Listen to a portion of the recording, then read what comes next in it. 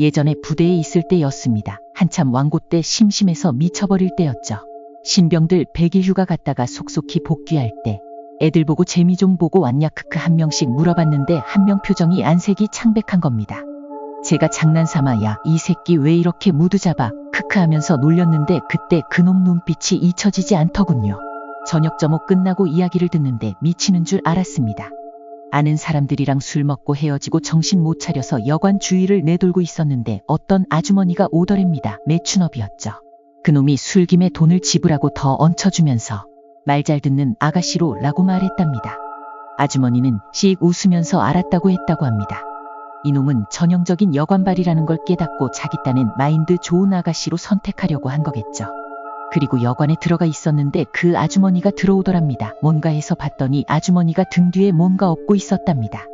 그러고는 아주 말 잘 듣는 아가씨로 데려왔다고 하면서 무슨 보따리 같은 걸 내려놓더니 즐길 만큼 즐기고 입구에 계속 있으니까 아무 때나 나가라고 하는 겁니다. 그놈 딴엔 술 취해서 골뱅이가 된 여자를 데리고 왔나 생각했다고 합니다. 그런데 보따리를 하나둘 풀어가는데 나이는 20대 초반으로 보이는 여성의 웃는 얼굴이 나오고 가슴까지 벗겼을 때는 이상한 걸 몰랐는데 어깨에 뭔가 이상한 느낌이 들더랍니다. 팔 소매를 거두려고 봤더니 팔이 없는 것 같아서 너무 취했다 싶어 아래쪽을 확인해보니 천에 구멍 하나만 딱 뚫려 있고 팬티를 안 입고 있었다고 합니다. 이상하다 싶어 천을 다 풀어봤는데 아니나 다를까 팔다리가 없었다고 합니다. 자기도 모르게 씨발이라는 말이 나왔고 그 말함과 동시에 다리에 힘이 풀려 주저앉아버렸고 그 여성이 오빠 왜 그래 하면서 꿈틀꿈틀 튕겨오면서 애무를 하려고 하자 겁에 질린 나머지 씨발만 외치면서 그대로 튀어나왔는데 입구에 그 아주머니가 총각 재미있었어 하면서 낄낄 웃더랍니다. 그놈은 이미 자기가 거의 실성한 상태였다고 하면서 택시 잡을 생각조차 안 들었고 겁나 뛰었다고 합니다. 그리고 제가 전역하기 며칠 전 그놈은 무슨 히스테리성 어쩌고로 의무대 사병원으로 보내졌다군요. 전역하고 나서 사회생활 아니 일을 하면서 간혹 사장님이랑 실장님이랑 술을 먹는데 술을 먹으면서 이 이야기를 했는데 사장님은 족까지 말하면서 웃어 넘겼는데 실장님이 정색하면서 네가 그걸 어떻게 알고 있냐 라고 하시더군요.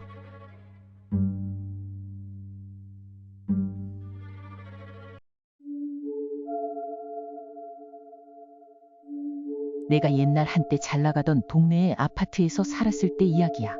어렸을 때 귀신 이야기 보면 항상 나오는 말들 있잖아. 학교 부지가 옛날엔 묘지였다느니 하는 거. 우리 아파트가 소위 말하는 그런 케이스였어.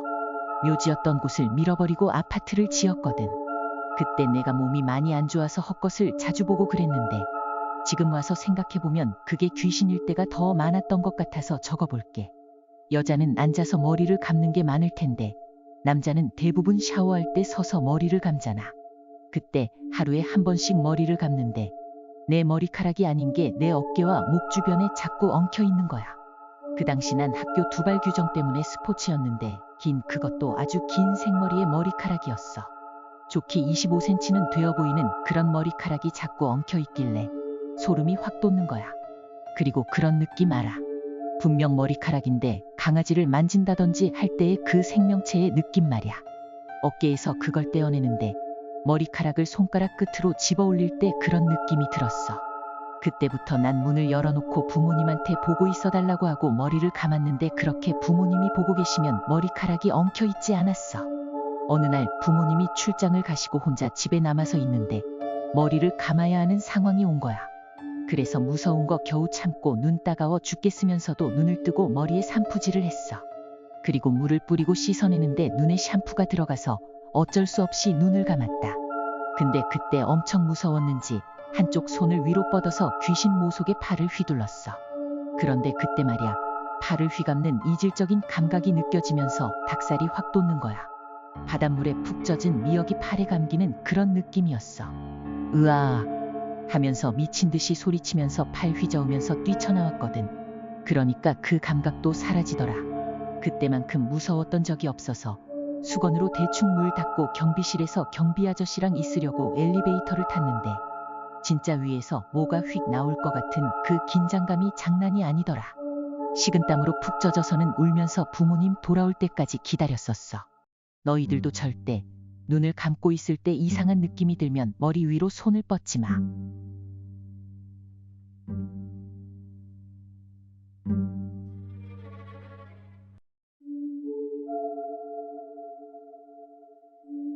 아침부터 변기도 막히고 짜증난다.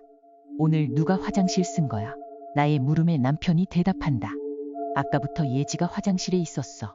내 중딩 딸내미 짓인가 보다. 뭘 집어넣었는지 막혔으면 뒤처리도 해야지. 짜증이 솟구친다. 요즘 들어서 사춘기인지 짜증도 잘 내고 반항도 한다. 방에 들어가면 나오지도 않고 얼굴 보기가 참 힘들다. 요즘 살이 갑자기 찌고 학교를 가려고 하지도 않는다고 한다. 사춘기라 참는데도 정도가 있지. 나중에 오면 혼을 내줘야지 원. 예지 얘 어디 갔어? 에휴. 큰 목소리로 화풀이를 해본다. 잘 모르겠네요. 화장실 나오고 바로 나가던데. 화장실에서도 뭘 했는지 오래 있었어요. 에이, 내 딸이지만 정말 짜증나네 진짜. 말이라도 하던가. 치질인가 물 색깔은 왜 이렇게 빨개? 잘 뚫리지도 않네. 변기랑 씨름하고 있는 중. 어느새인가 고딩 아들놈이 이상한 눈으로 넋나간 듯 날 쳐다보고 있다. 변기 쓰려고? 너 동생이 범인이다. 서 있지만 말고 너도 좀 도와봐라. 내 말이 끝나기가 무섭게 겁에 질린 얼굴로 밖으로 뛰쳐나갔다. 쟨 또 왜 저런다냐. 변기통이 어째서인지 물기포가 보글보글 올라왔다.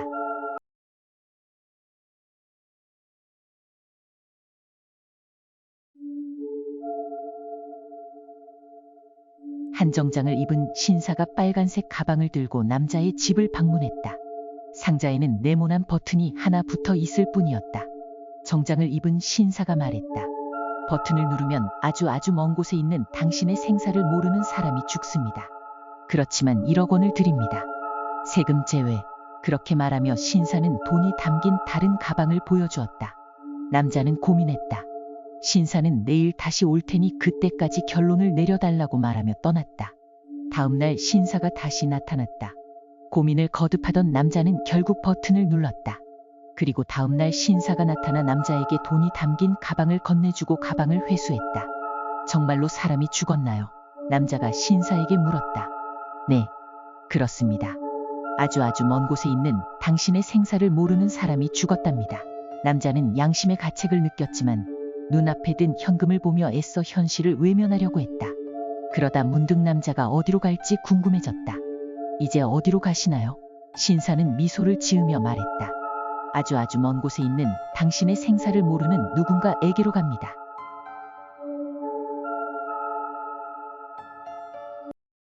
(3년) 전 비 오던 날의 이야기다. 부엌 옆에 있는 창문에 아이 손바닥 자국이 잔뜩 찍혀 있었다. 딸이 만졌나 싶어 닦아봤지만 닦이질 않았다. 손자국은 바깥에서 찍혀 있는 것이었다.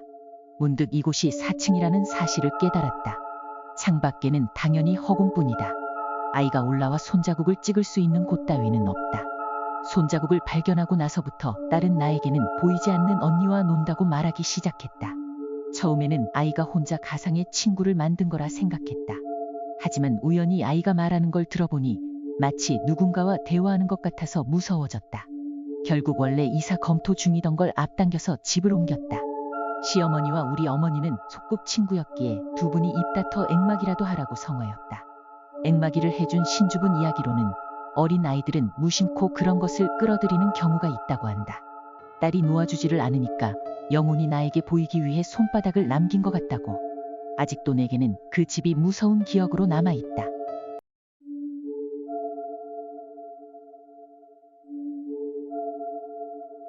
(1989년) 스페인의 바르셀로나시에서는 감옥에서 중형을 살던 살인범이 전기에 감전되어 잠시 심장이 멈추는 사건이 발생을 하였습니다. 곧장 인공호흡에 의해 다시 깨어난 그는 한 사람을 더 죽였는데 재판을 받지 않았다라고 말하며 자신을 처벌해 줄 것을 호소하였습니다.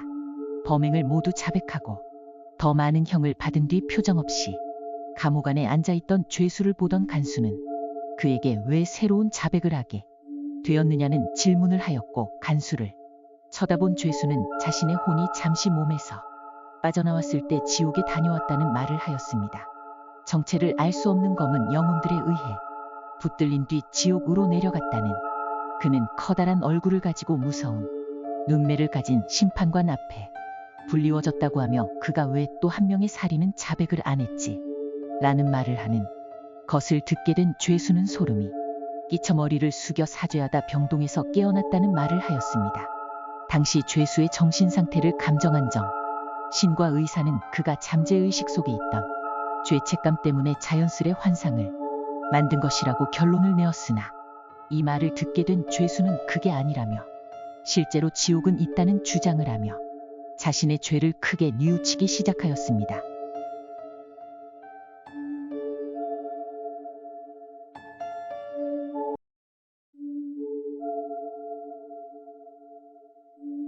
가이라는 아이가 있었다.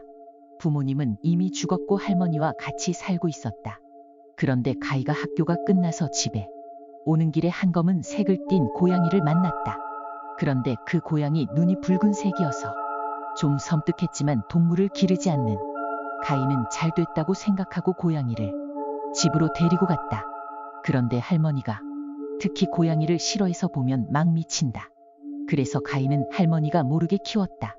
다음 날 할머니가 집에 없고 또 그 검은 고양이도 없었다. 그래서 밖으로 나가니까 할머니가 눈이 빨개서 쥐 2마리를 잡고 담을 기어가는 모습을 보았다. 그래서 뒤에서 옆집 아주머니가 물었다. 예, 가이야. 저분 내 할머니 아니니? 그래서 가이가 고개를 돌려서 할머니를 보니까 할머니가 이미 사라지고 난 뒤였다. 할머니가 며칠 전에 병이 나셔서 가이가 데려온 고양이를 약으로 대신해서 먹었던 것. 그래서 할머니 눈도 빨간 것.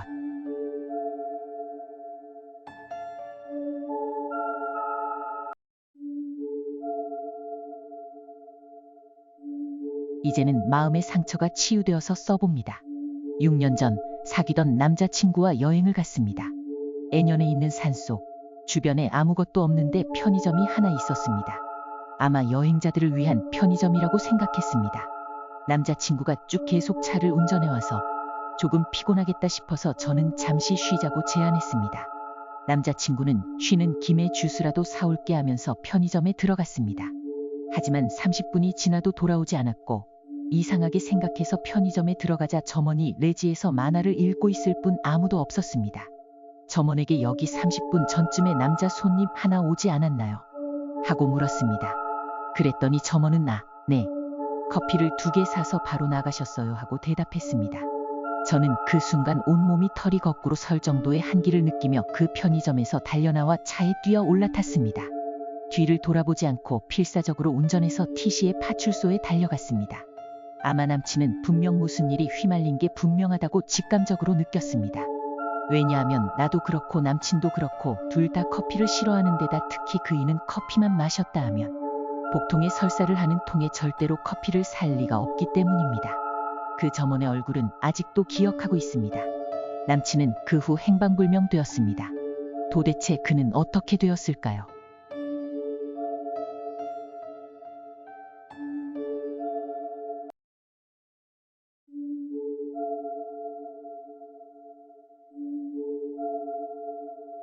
삼풍백화점에 갔다. 일단 문을 들어서자마자 나는 옷을 사기 위해서 바로 2층으로 에스컬레이터를 타고 올라갔다. 많은 사람들이 옷을 사러 돌아다니고 있었다. 나도 이곳저곳 옷을 보러 다니고 있었다. 그렇게 1시간 정도 보다가 드디어 마음에 드는 옷을 하나 발견했다. 그 옷을 사기 위해서 카운터로 가려는 순간 갑자기 언니가 나보고 오라고 하는 것이다. 잠깐만 기다리라고 했지만 막무가내로 화를 내면서 오라는 것이다. 무슨 일인데 저러는 거야 정말 짜증나네 라고 나는 생각하며 무슨 일인지 물어보려고 언니에게 갔는데 날 기다리지도 않고 언니는 1층으로 내려갔다. 많은 사람들 사이로 희미하게 보이는 언니를 따라 나도 1층으로 내려갔다. 그런데 갑자기 언니가 밖으로 나갔다. 정말 알 수 없군 하면서 나도 밖으로 나갔다. 언니가 횡단보도로 가는 것이 보였다. 나도 덩달아 빨리 횡단보도로 뛰어갔다. 언니는 나를 기다리지도 않고 막 가기만 했다. 횡단보도를 건너려고 하는 순간 갑자기 펑 하는 엄청난 소리와 함께 내 뒤에서 거대한 삼풍백화점이 무너져 내리고 말았다. 난 그 자리에 털썩 주저앉고 말았다. 그리고는 생각했다.